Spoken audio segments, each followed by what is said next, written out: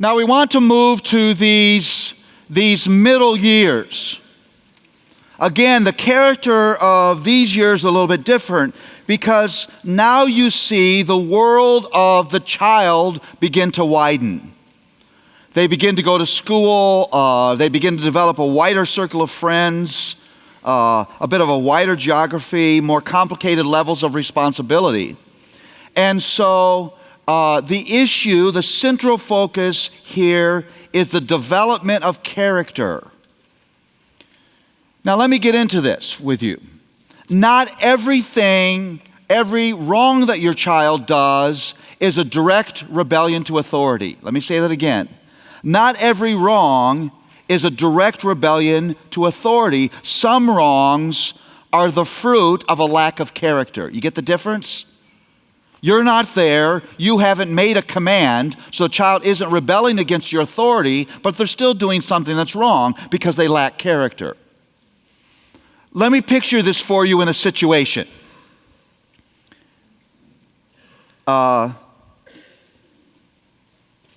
It's Tuesday afternoon in the Snodgrass family. And Mary Snodgrass, the mother, it's Tuesday evening rather, is in full frenetic, fast speed work in the kitchen. Because in 45 minutes, a family of mom and dad and 4 children are coming over for dinner. She's a little bit behind. She can't possibly get done what needs to get done. And she's feeling the pressure. They have an open floor plan house, and so right adjacent to the kitchen without a wall is the family room, and the 3 children, 7, 9, 11, are playing Wii bowling together. Okay? You get the scene. And they're actually playing pretty well. What's wrong with the scene? Some of you say, nothing's wrong with the scene. If my children would be playing together, well, I think Jesus would have visited my house. Well, what's wrong? They haven't directly rebelled against mom's authority. They lack character. What they're doing is unloving.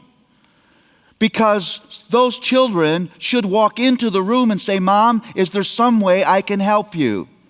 Parents, I think we have grown comfortable with fundamental lack of character in our kids. I think we quit expecting them to be people of character. Some of you, as I told the story, are thinking, yeah, like that's going to happen. Because you're cynical. Sorry, it's true. You don't believe that God has the power to work character into your children, and He does.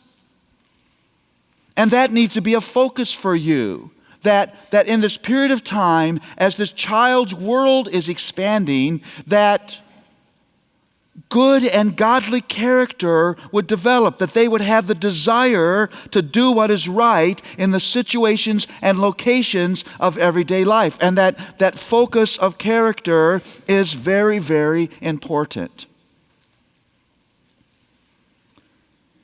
You know this shocking degree of selfishness that you're dealing with. The shocking degree of laziness that you're dealing with. The shocking degree of covetousness and jealousy that you're dealing with. The shocking degree of, I gotta be the one that's right, and I'll argue and create conflict just because I want you to tell me that I'm the one that's right. It's just, these things are everywhere. Now, I think that we're very good at missing those opportunities. Let me give you a couple examples. You're teaching your children to share, okay? That's a basic rule, issue of character that you want to develop in your children. And a couple of your children are in the family room and they're fighting over the Wii controller, okay? You walk into the room. What is the question that you ask?